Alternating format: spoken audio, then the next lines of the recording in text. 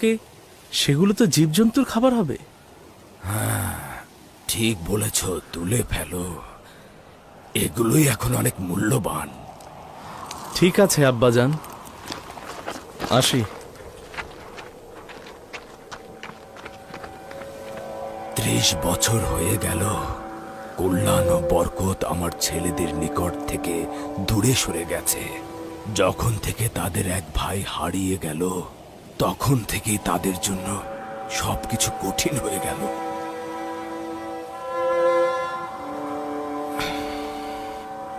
জানি না কবে এর অবসান ঘটবে।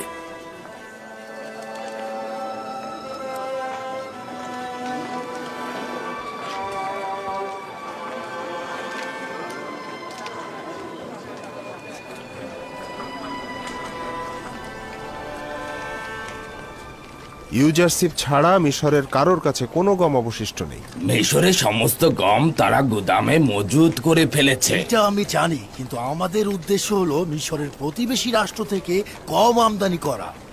আমি যতদূর জানি আমাদের প্রতিবেশী রাষ্ট্রগুলোতেও দুর্ভিক্ষ দেখা দিয়েছে।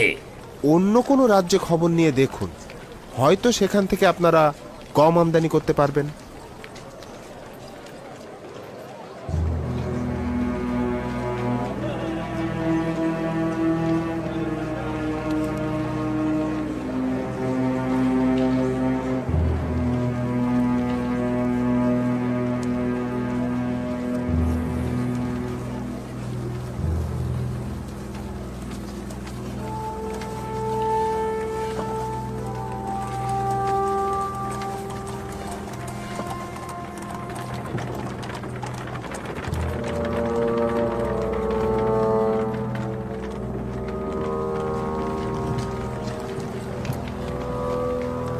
দাঁড়াও!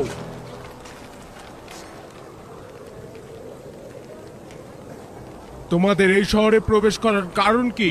আমাদের জন্মভূমিতে দুর্ভিক্ষ দেখা দিয়েছে শুনেছি। মিশর পর্যাপ্ত গম সংরক্ষণ করেছে, তাই এসেছে সাহায্যের জন্য। তোমরা সম্ভবত খাবেরিয়া এলাকার অধিবাসী। হ্যাঁ, ঠিকই অনুমান করেছেন। এখানে দাঁড়াও, তোমাদের ব্যাপারে আমি সওয়াল করে আসছি। আমি ফিরে আসা না পর্যন্ত যেন এরা এখানেই থাকে।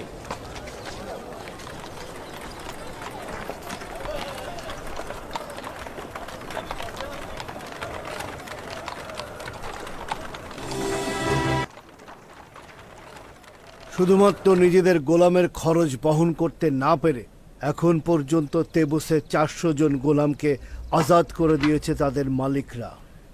এই গোলামগণ অভাবী বলে বিবেচিত হবে এবং অবশ্যই তারা বিনামূল্যে গম পাবে। কেন বিনামূল্যে গম দিচ্ছেন? কেন এই গোলামদের কাজে লাগাচ্ছেন না? আপনাদের তো গম বন্টন, গোদামঘর দেখাশোনা ও হেফাজতের জন্য প্রচুর পরিমাণের জনবলের দরকার। তাদেরকে কাজের বিনিময়ে গম প্রদান করুন। সাবাস ওয়াসেনাত, খুবই ভালো প্রস্তাব ছিল এটা। জনাব অখুনাতুন ও বানু নিফাতিতিকে অবশ্যই শুকরিয়া জ্ঞাপন করা উচিত, কেননা তোমার মতো জীবনসঙ্গী তারা আমাকে দিয়েছে। আমরা এই গোলামদের ব্যবহার করে আমাদের শ্রমিক সংকট মেটাতে পারি।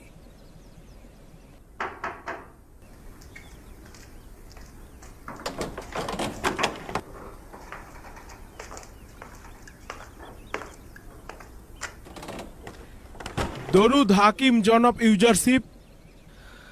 তোমার উপরও খোদার দরুদ। আলী জনাব, আমি শহরের পূর্বের সদর দরজা থেকে এসেছি। সেখানে আমাদের প্রতিবেশী দেশ থেকে একদল লোক এসেছে। তারা খাবেরিয়া এলাকার লোক, গম কিনতে এসেছে। আগে জানতে হবে ওইসব এলাকায় সত্যি দুর্ভিক্ষ হয়েছে কিনা। কেবলমাত্র দুর্ভিক্ষ হলেই আমরা সাহায্য করব।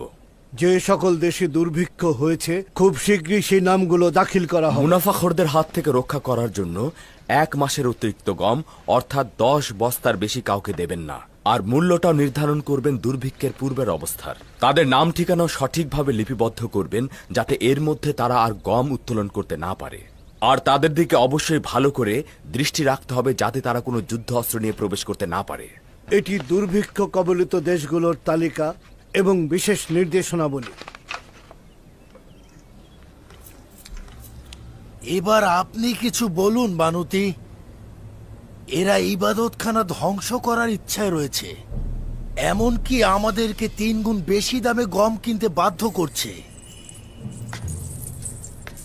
এখানে আমার করার কি আছে? তারা বেশ কিছুদিন যাবৎ আমার রাজদরবারে প্রবেশ নিষেধ করেছে। আমার উপস্থিতিতে কোনো কথা বলে না। আমাকে ইবাদতখানার সাথে সংশ্লিষ্ট মনে করা হচ্ছে। যদি কিছু মাসের জন্য ইবাদতখানে গম সরবরাহ করা হতো, আমরা আগামী বছর গম উৎপাদন করে এই সমস্যার সমাধান করে ফেলতাম। নিশ্চিত থাকো, পরবর্তী 5 বছর বৃষ্টি হচ্ছে না, গম উৎপাদন হচ্ছে না। জানি না কেন ইউজারশিপের ভবিষ্যৎবাণী হুবহু মিলে যাচ্ছে। আমরা সব সময় আপনার দিকে তাকিয়েছিলাম বানু। অখনাতুন তো ইউজারশিপে নিয়ে আমেন হতেব, শুনেছ? আমেন হতেব আমার সন্তান। আমি ওকে সব সময় এই নামেই ডাকবো।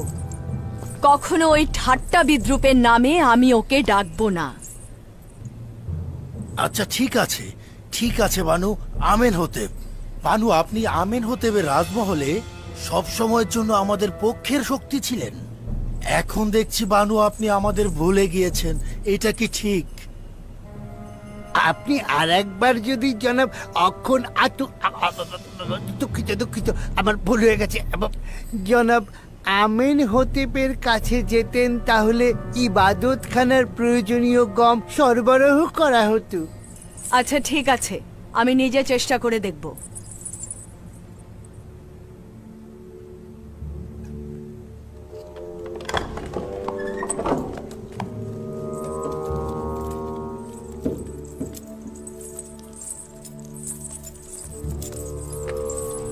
খোদাগণের ক্রোধ থেকে বেঁচে থাকো, আমুনের ক্রোধ থেকে বেঁচে থাকো। আমেন হতেব, যদি আমুন অভিশাপ দেয় তবে তুমিও তোমার গুদাম মাটির সঙ্গে মিশে যাবে। ইউজারশিপ তোমাকে ধোঁকা দিয়েছে, আমাদের সবাইকে ধোঁকা দিচ্ছে। ছাড়ো আমাকে। আশা করছি এই রাজপ্রাসাদ ধ্বংস হয়ে যাবে, তুইও ইউজারশিপ ধ্বংস হবি। ছাড় আহম্মক, আমাকে ছেড়ে দে। আমুনকে আর বেশি রাগান্বিত করিস না।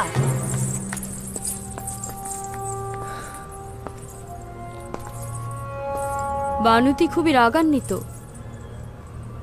হয়তো ইবাদতখানার পক্ষ থেকে কোনো অপ্রীতিকর কথা শুনেছেন। আমারও তাই মনে হয়। ইবাদতখানার খাদেমরা তাকে উত্তেজিত করে তুলেছে। মহামান্য বাদশাহ, আমি বলেছিলাম না তারা গম কিনতে সফল হবেন না? যখনই আমার ঈমান তোমার প্রতি দুর্বল হয়ে যায়, তখনই তোমার একাত্মবাদী খোদার কুদরত দেখে বিশ্বাস ফিরে আসে। আমি নিশ্চিত যে তোমার সঙ্গে একাত্মবাদী খোদার বিশেষ যোগাযোগ রয়েছে।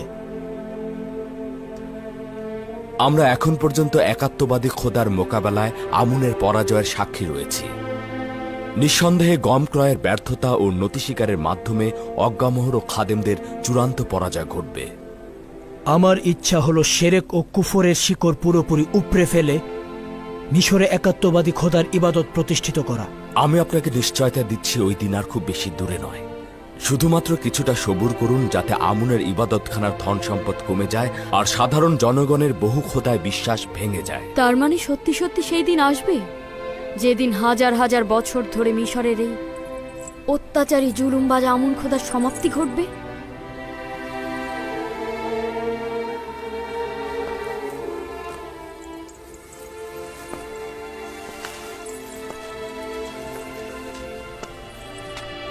খোদা তালার ইচ্ছা একাত্মবাদী খোদার শিরক ও কুফরি ইবাদতকারীদের বিরুদ্ধে অবশ্যই তার বিজয় লাভ করবেন, আর খোদা তালার এই ওয়াদার খুব শীঘ্রই প্রতিফলন ঘটবে।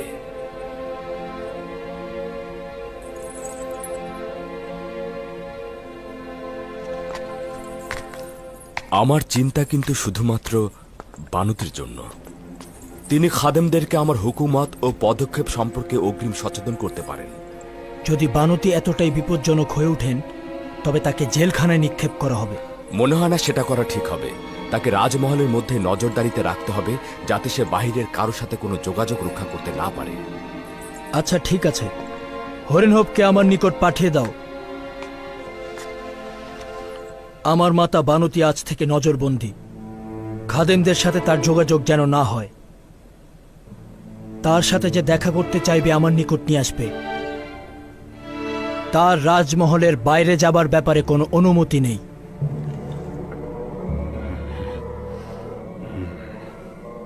বিভিন্ন দেশের ব্যবসায়ীদের কাছ থেকে খবর নিয়েছি, মনে হচ্ছে না কোনো দেশ থেকেই গম পাওয়া যাবে।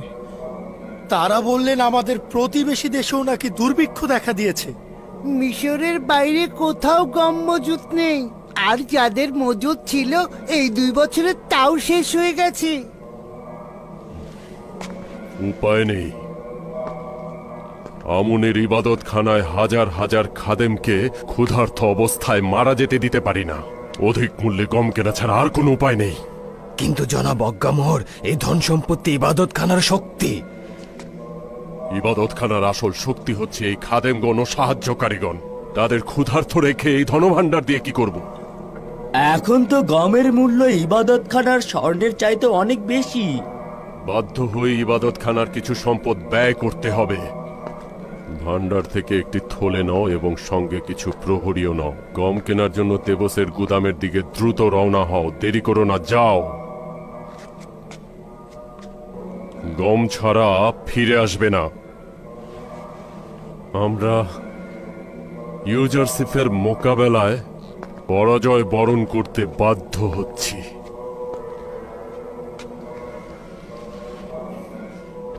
কিন্তু সময় মতো ইউজারশিপ ও অখুনাতুনকে এই হাতের মুঠোয় নিয়ে আসবো।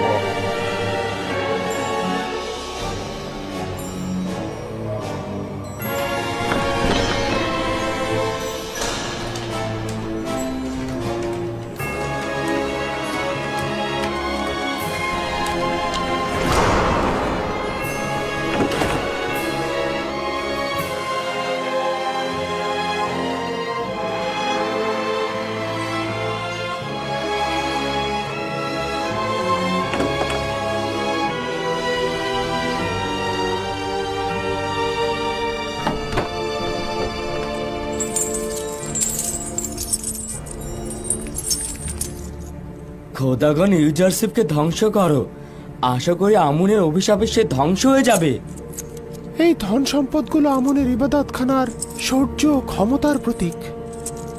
আশা করছি আমাদের খোদাগণের ক্রোধের আগুনে ইউজারশিপ ও তার খোদা এবং অখুনাতুন ধ্বংস হয়ে যাবে। 1 বোরা, 2 বোরা, 3 বোরা, 4 বোরা, 5 বড়া দিয়ে দাও। গোলাম ছিলে 10 বড়া পাবে। পরের জন এসো, 10 বড়া দিয়ে দাও।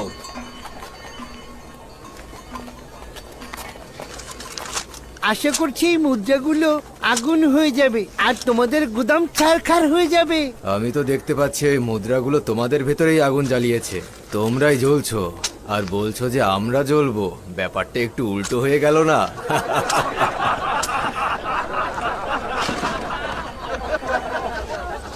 এই থলেগুলো 3000 দেবনের।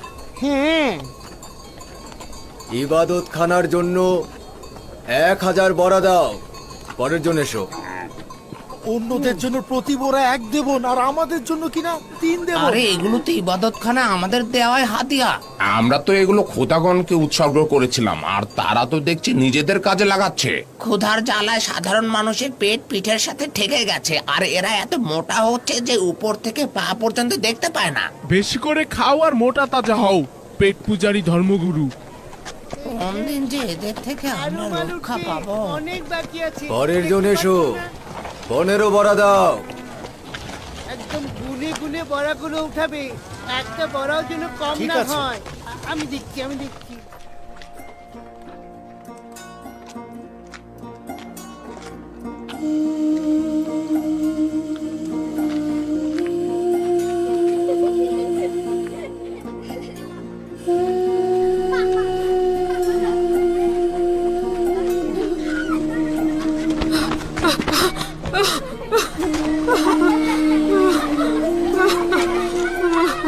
ইস, উনি পড়ে গেলেন।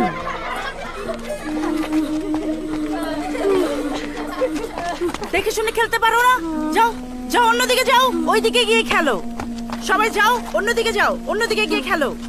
উঠুন উঠুন, আপনি উঠুন। এই যে আস্তে আস্তে। মানু জুলেখা, আপনি এখানে? তুমি কে? কেন আমাকে চিনতে পারছেন না বানু? আমি রাজমহলের খাদেম ছিলাম। আপনি যখন সবাইকে আজাদ করে দিলেন, তারপরে আমি রাজমহল থেকে বেরিয়ে এসে নিজের ঘর সংসার বেঁধেছি, কিন্তু এখনো আপনার খাদেম হিসেবেই হাজির আছি বানু। সংসারী হয়েছো জেনে খুশি হলাম। আসুন বানু, আসুন আমার বাড়িতে আসুন, এখানেই আমার বাড়ি। না না, আমাকে যেতে হবে। কোথায় যাচ্ছেন? রাজমহলের পথ তো এইদিকে নয়। কেউ একজন বলল ইউজারসিফ মেনফিসে যাবে। সিরিয়া যাওয়ার সদর দরজায় যাব। যেহেতু নীলনদ শুকিয়ে গিয়েছে, তাই ইউজারসিফ সিরিয়া হয়েই মেনফিসে যাচ্ছে। তাকে দেখতে চাই। কার কাছে শুনেছেন আমার বানু? পরিচিত কেউ? সে নিশ্চয়ই আপনাকে কষ্ট দিতে চেয়েছে বানু। ওই বাজারে কে একজন যেন বলল, শুনলাম। আপনি নিশ্চয়ই তাকে আবার বকশিশও দিয়েছেন। কেউ যদি আমাকে ইউজারসিফের খবর এনে দেয়, তাকে কি বকশিশ দেব না? যদি এই খবর মিথ্যা হয় তাহলে? আর যদি সত্যি হয় আর তাকে ওই জায়গায় পাওয়া যায় তাহলে? কিন্তু বানু, আপনাকে দেখে মনে হচ্ছে আপনি ভালো দেখতে পাচ্ছেন না। তাহলে আপনি ইউজারসিফকে কিভাবে দেখতে পাবেন? আমার চোখ এখনো কিছুটা দেখতে পায়।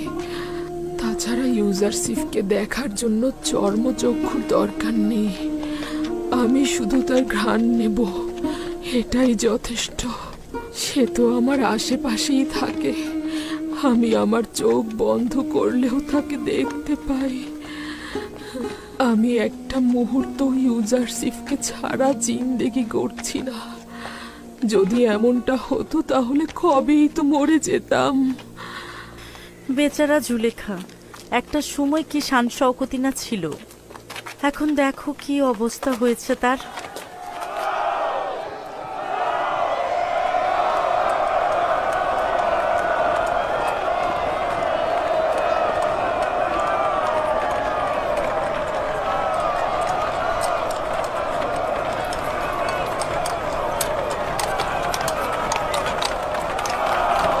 ইউজারসিফ! ইউজারসিফ! ইউসুফ! ইউসুফ!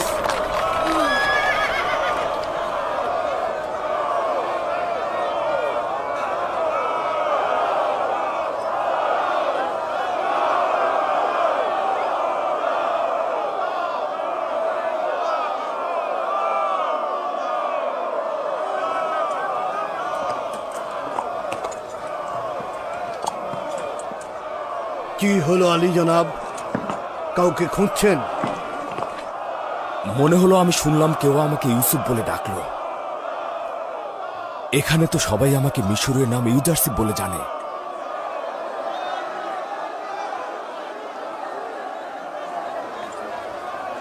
আলী জনাব কাউকে খুঁজছেন?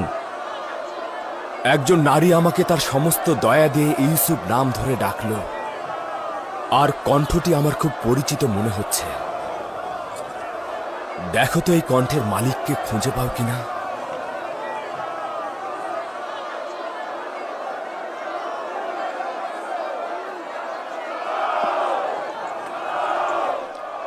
খোঁজ করে কোনো ফায়দা নেই। এই বিপুল জনস্রোতের মধ্যে একটি কণ্ঠস্বরকে ভিত্তি করে কাউকে খুঁজে পাওয়া মুশকিল। রওনা হোক।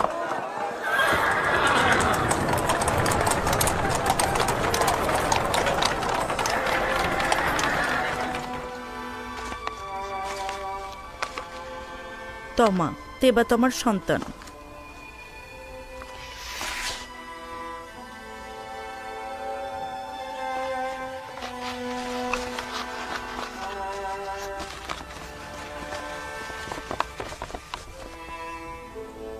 তুমি আজাদ হয়ে গিয়েছো।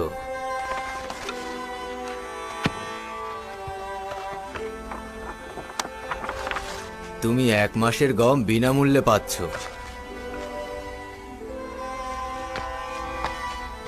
10 বড়া। পরের জন এসো। নাম তিওমেনি, বেনেজির সন্তান।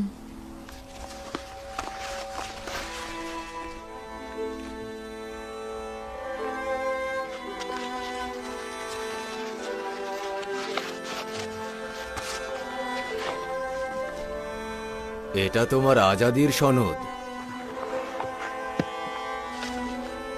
তুমি 1 মাস বিনামূল্যে গম পাবে।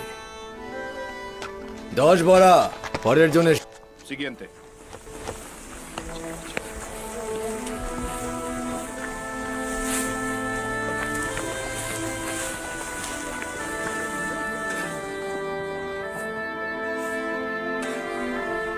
এই নাও 20 বোরা।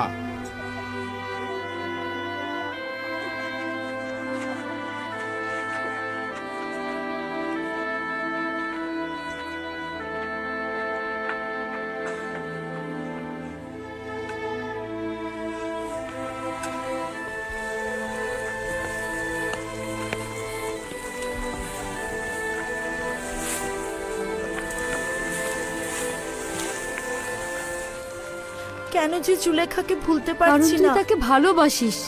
যদিও এটা সত্য, তার কামনা বাসনা আমাকে রাগান্বিত করত, কিন্তু এখনো আমি তাকে ভালোবাসি, কারণ তিনি অত্যন্ত মজলুম। সত্যি বলছি, আমি তাকে ভালোবাসি, এখনো অনেক ভালোবাসি।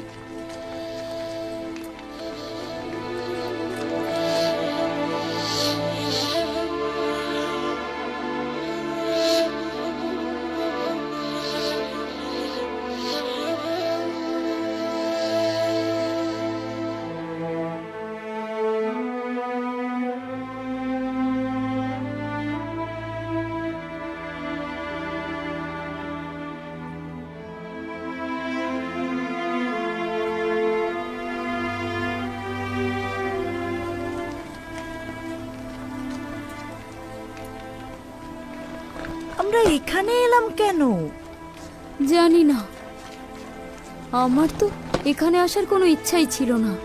কথায় ব্যস্ত ছিলাম আর মনের অজান্তেই এখানে চলে এসেছি। যদি বানু জুলেখা আমাদের আবার এখানে দেখেন, বলবেন তোরা আবার এসেছিস। যদি একমত থাকিস, এখান থেকে কিছু গম তাকে দিয়ে আসি। অবশ্যই একমত আছি, চল। কেননা তিনি তো আর গম আনতে যাবেন না, আর তাকে হয়তো গম দেবেও না। আমি তো ভয় পাচ্ছি তিনি কি খেয়ে বাঁচবেন। চল চল, দেখে আসি।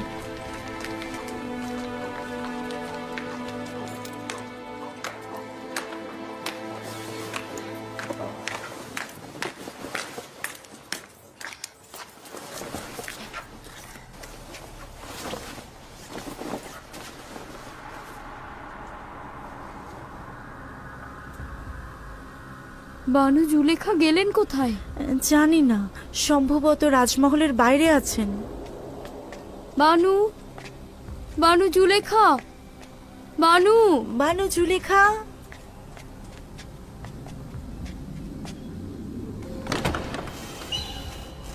বানু, বানু, বানু, বানু, বানু,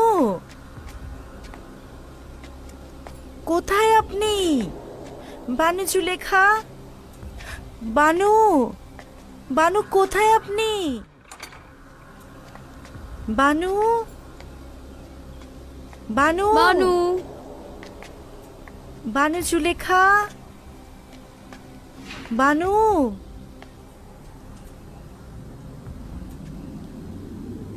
আমার মনে পড়েছে তমা, আমি জানি বানু জুলেখা কোথায় গিয়েছেন। আমার মনে হয় তিনি বক্তব্য প্রদান মঞ্চের কাছে আছেন। আমরা বরং কিছু গম খামির করে রেখে যাই তার জন্য।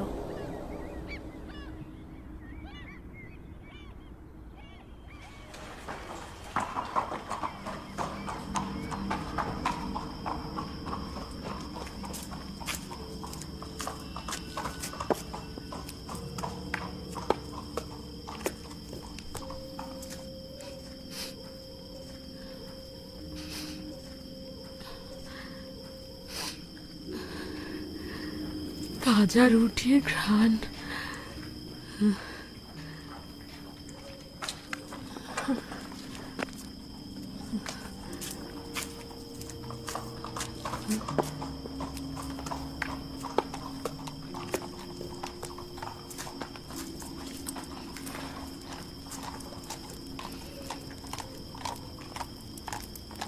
ওখানে কে?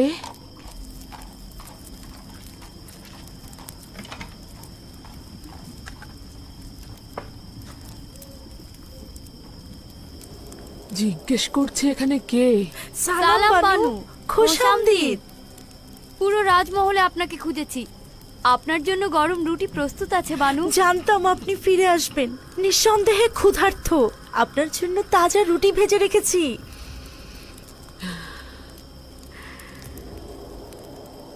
বুলবুলির মতো কথা বলতে শিখেছিস তাই না? কে বলেছে তোদের এখানে আসতে?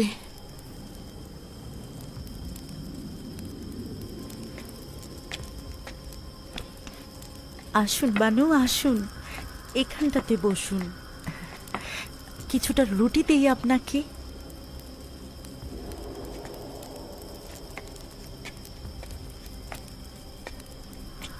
মনে মনে ভাবছিলাম আপনি হয়তো ক্ষুধার্ত। কিছুটা গম পিষে আটা তৈরি করেছি আপনার রুটি তৈরির জন্য, আর কিছুটা গম আর আটা ওখানে রেখেছি।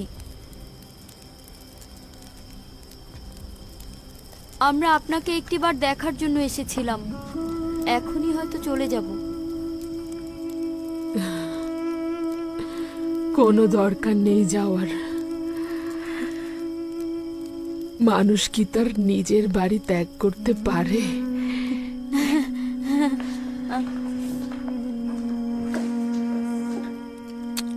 আমাদের তো যাবার জায়গা নেই বানু। বাল্যকাল থেকে এই রাজমহলেই বড় হয়েছি। এখন কোথায় যাব বানু? আমাদের যেমন যাবার জায়গা নেই সেটাও সত্য, আবার আপনাকে ছাড়াও থাকতে পারবো না। আপনি তাড়িয়ে দিলেন তাই, কিন্তু আমরা তো জানি না কোথায় যাব। আনমনে পথ চলতে চলতে দেখলাম আবার মহলেই এসে পৌঁছেছি। আমারও তোদের দরকার। যদি পারিস এখানেই থেকে যা। তোরা ছাড়া আমার আর কে আছে?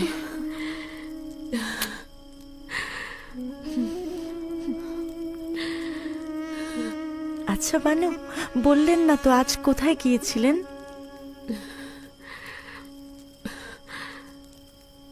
ইউসুফকে দেখতে। ইউসুফ? হ্যাঁ, ইউসুফ। আচ্ছা, তাকে দেখেছেন? হ্যাঁ, দেখেছি। খুব ভালোভাবেই দেখেছি। যতবারই ইউজারসিফ নামে ডাকলাম শুনলই না। ইউসুফ বলে ডাকার পরে শুনে ফেলল। ও আমাকে এদিক ওদিক খোঁজা শুরু করলো। তিনি কি আপনাকে দেখেছেন? না, আমার চেহারা লুকিয়ে ফেলেছিলাম। চাচ্ছিলাম না আমাকে এভাবে দেখুক, কিন্তু খুশি হয়েছি এ কারণে যে তাকে অনেক ভালোভাবে দেখলাম। এই দুর্বল চক্ষু দ্বারা? হ্যাঁ, পুরোপুরি অন্ধ হয়ে যাওয়ার আগে আমি আমার ইউসুফকে দেখলাম। কতটা অভিজাত হয়েছে। সবাই তাকে কতটা সম্মান দেয়। সকলেই তাকে দেখে আনন্দিত হয়েছিল। কখনো কখনো লোকদের প্রতি হিংসা হচ্ছিল, কেন আমি ছাড়া সবাই তাকে ভালোবাসে। আবার কখনো কখনো আমার তাদের ভালোবাসা দেখে মনটা ভরে যাচ্ছিল, কেননা আমার মাহবুবকে আমার ন্যায় মর্যাদাবান মনে করছে এবং ভালোবাসা দিচ্ছে।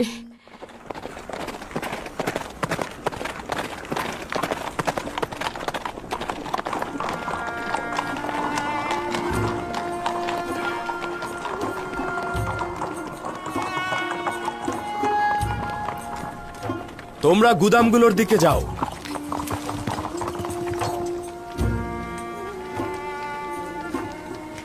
খোদাগণ হাকিম ইউজারসিফের হেফাজত করুক। এগুলো আপনার কারণেই হয়েছে। যদি শীষ ছাড়া শুধু গম সংরক্ষণ করতাম, আমাদের জীবজন্তু সবই মারা পড়তো। এগুলো সব মহান খোদা তাআলার সন্তুষ্টির ফসল। তবে গমগুলো শীর্ষসহ মজুতের ভিন্ন একটি কারণও রয়েছে, সেটা পরে জানতে পারবে।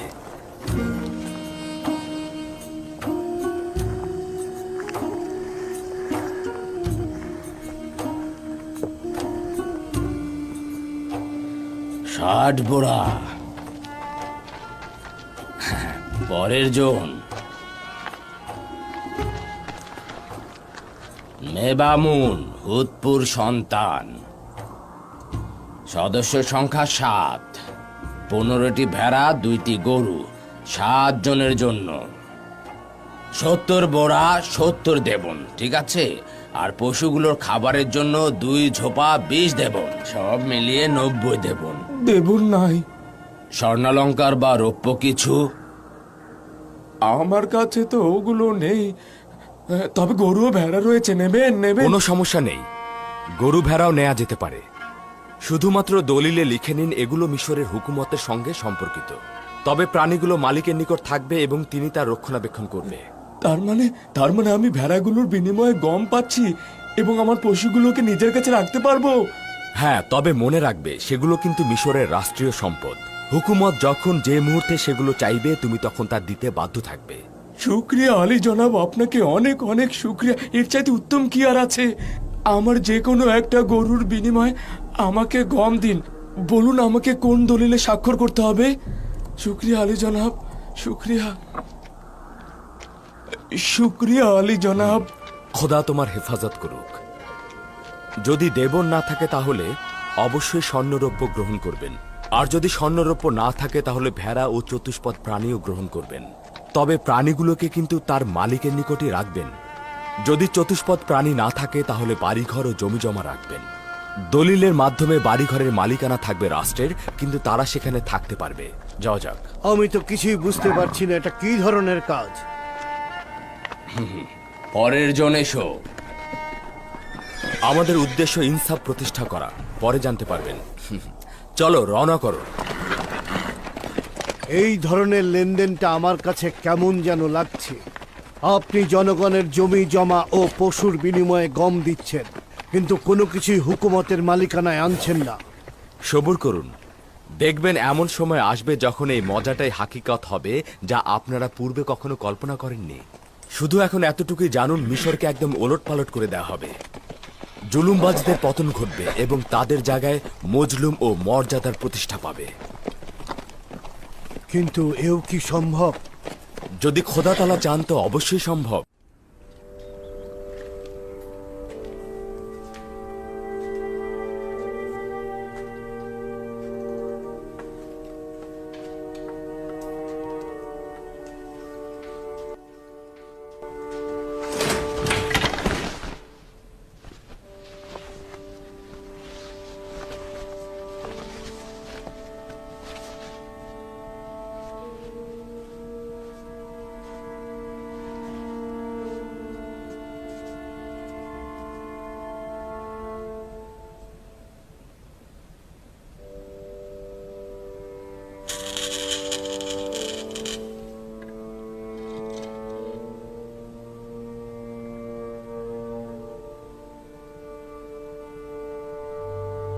তুই আমুন, যার ইবাদত করতাম। আমার দরজার এক কোনায় তুই দাঁড়িয়েছিলি আর আমার গুনার সাক্ষী হতে চেয়েছিলি। আমি লজ্জায় তোর চেহারা ঢেকে দিয়েছিলাম। কি হয়েছে তোর? কেন এমন মাটিতে পড়ে আছিস? আমি দীর্ঘদিন তোর প্রতি গাফেল ছিলাম। দেখতেই পাচ্ছিস আমি দুর্বল ও অসমর্থ, নিজের দায়িত্ব পালনে অক্ষম। আমি শুধু তোকেই নয়, নিজেকেও ভুলে গেছি। ভুলে গিয়েছি আমি একসময় শ্রেষ্ঠত্ব ও সৌন্দর্যে মহান ছিলাম। তুই তখনও আমার প্রিয় ছিলি, কিন্তু যখন নিজের প্রতি গাফেল হলাম,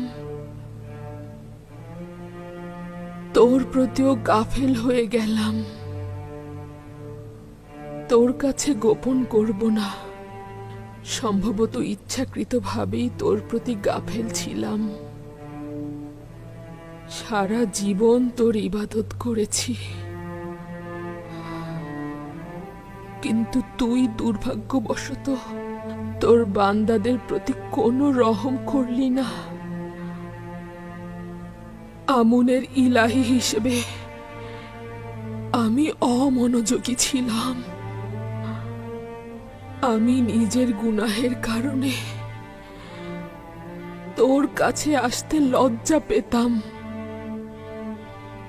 কিন্তু তুই মানুষের সম্মুখে আমাকে আরো লজ্জিত করলি, কোনরূপ সাহায্যও করিসনি।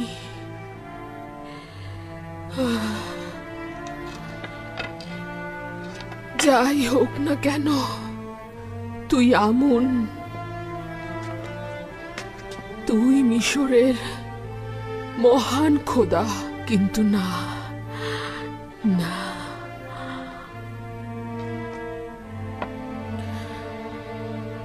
কিন্তু না, শুনতে পাচ্ছি মিশরবাসীর খোদা পরিবর্তন হবে।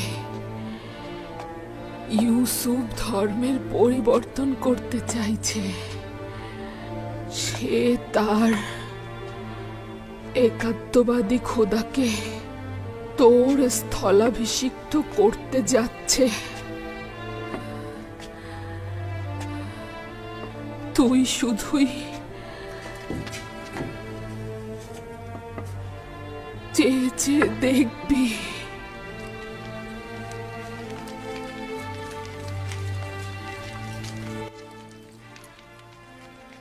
আমন, দেখলি তোরা শেখ,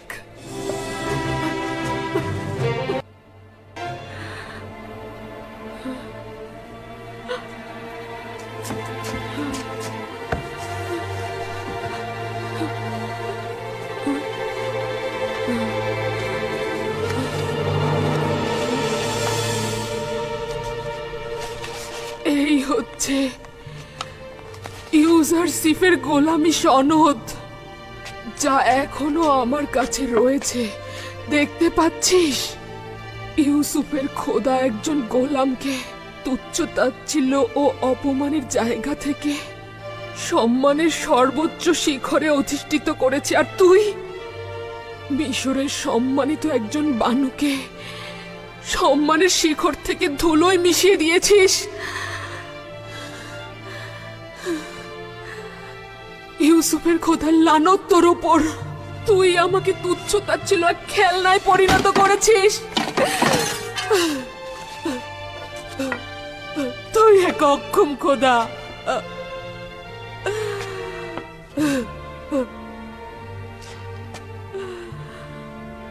তুই আমাকে কিছুই দিতে পারিসনি। তুই আমাকে তুচ্ছ এক খেলনায় রূপান্তর করেছিস। আমি ধারণা করছি যে আমার এই অপমান অপদস্থ ইউসুফের খোদার ইচ্ছেতেই হয়েছে।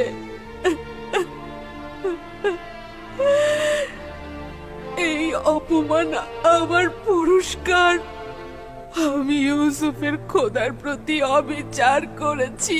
ইউজারশিপের সৌভাগ্য, তার খোদা দয়ালু। কে তুমি? কি চাও? কিছু না বানু, আপনার খাবার এনেছি।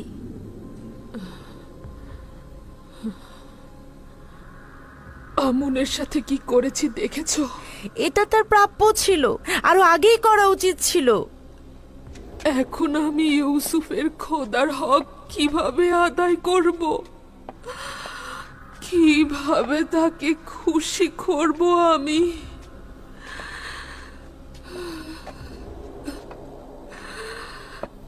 কিভাবে?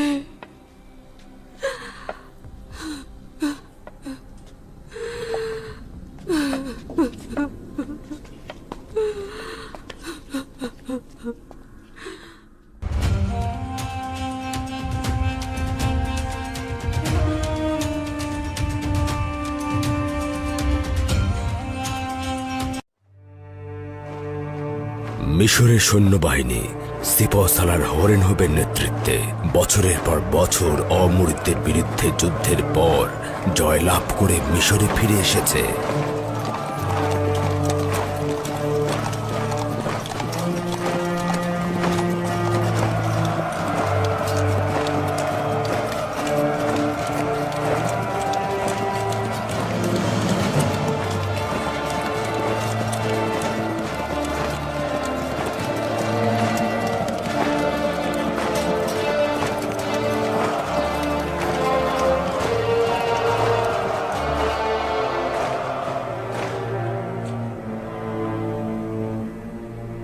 দরুদ মিশরের মহান প্রভু অখুনাতুন, মিশরের আসমান ও জমিনের মহামান্য বাদশাহ।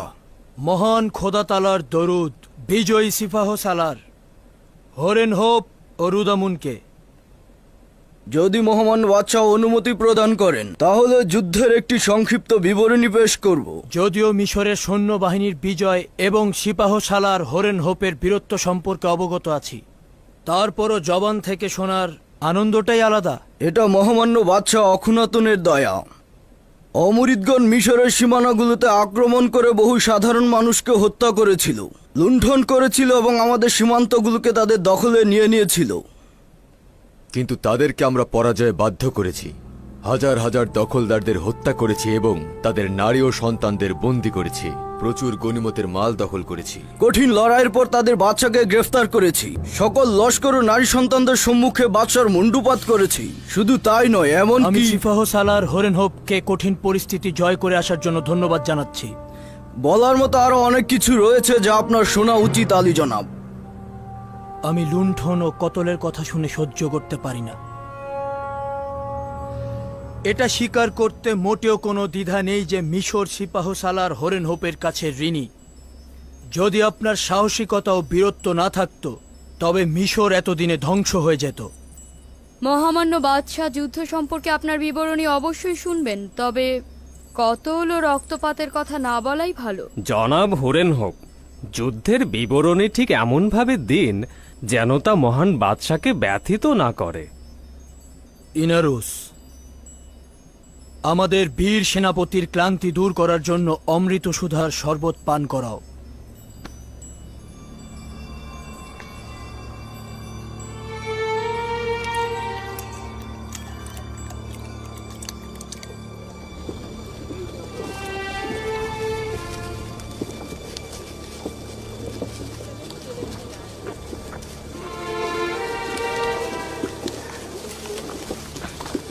ওদেরকে দেখো, ওরা কত পরিমাণ গম চায় যে এত জীবজন্তু নিয়ে এসেছে। ওদের পেটগুলো দেখছো না?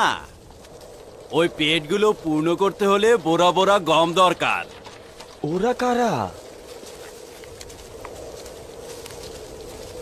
ওরা বাবেলিগণ, উত্তরের অধিবাসী। মনে হয় গম নিতে এসেছে।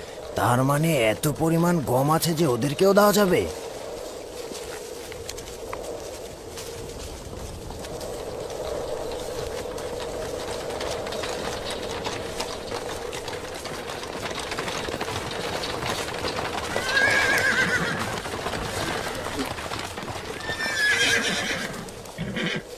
পুরোহিতগণও দেখছি গম কিনতে এসেছেন।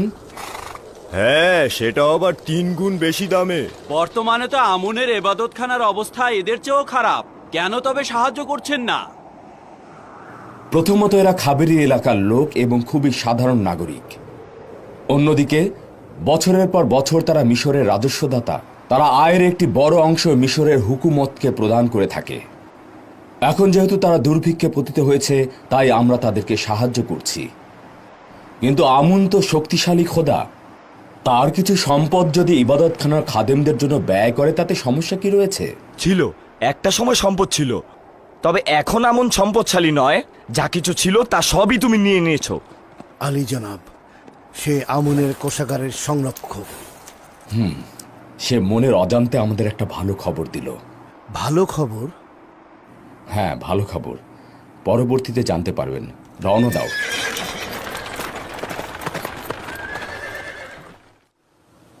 কোন পয়গম্বর অন্য পয়গম্বরের চাইতে বেশি ফজিলত ও শ্রেষ্ঠত্ব অর্জন করে। দাদা যান, আপনার আগেও কি পয়গম্বর ছিল?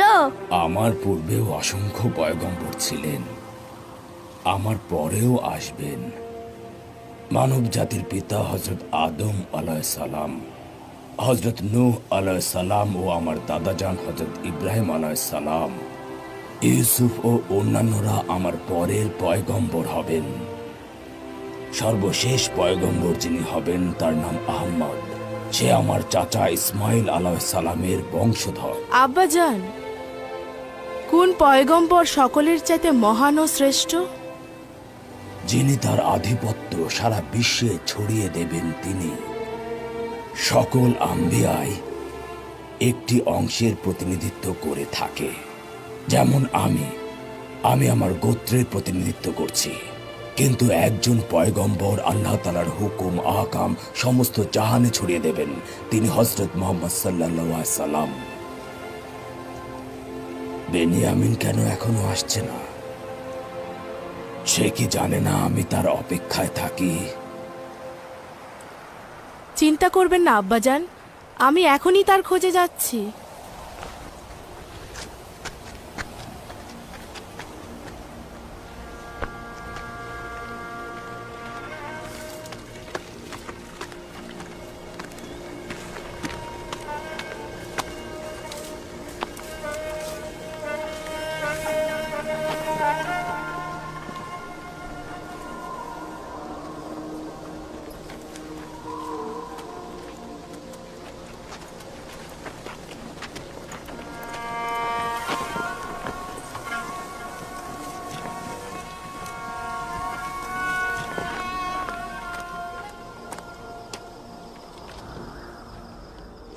ফসল কাটতে জমিতে গিয়েছিলাম, যদিও তেমন একটা ফসল নাই। এটুকু না কাটলে তো না খেয়ে মারা যাব। ক্লান্ত ছিলাম, তাই ভাবছিলাম একটু বিশ্রাম নিয়ে তারপর আব্বাজানের দিদারে যাব। ভাই, তুমি তো জানো প্রতিদিন সূর্যাস্তের সময় আব্বাজান তোমার জন্য অপেক্ষায় থাকে। তাকে অপেক্ষায় রাখা তো মোটেও উচিত নয়। কখনো কখনো তো আমারও কাজ থাকে, তাই না? কাজে মশগুল হলে তো ভুলে যাই। কোনো ভনিতা করছি না। বেনিয়ামিন, বাহানা করো না তো। তুমি জানো না তোমার পিতার দিদারে যেতে হবে? কেন নয়, কেন নয়, অবশ্যই জানি, অবশ্যই জানি। ক্ষমা চাইছি বোন, আব্বাজানকে আর অপেক্ষায় রাখবো না। ঠিক আছে, চলো যাই।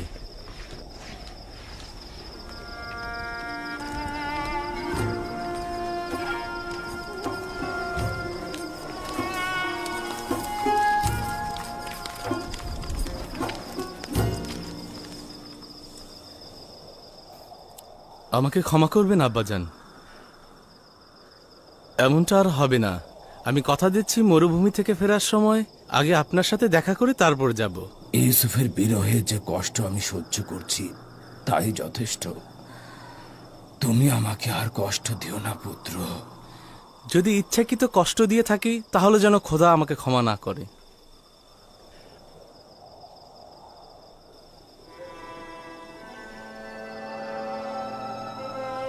ইউসুফের পরে তুমি ছাড়া আমার আর কেউ নেই। তোমার দিদার আমাকে শান্তি প্রদান করে।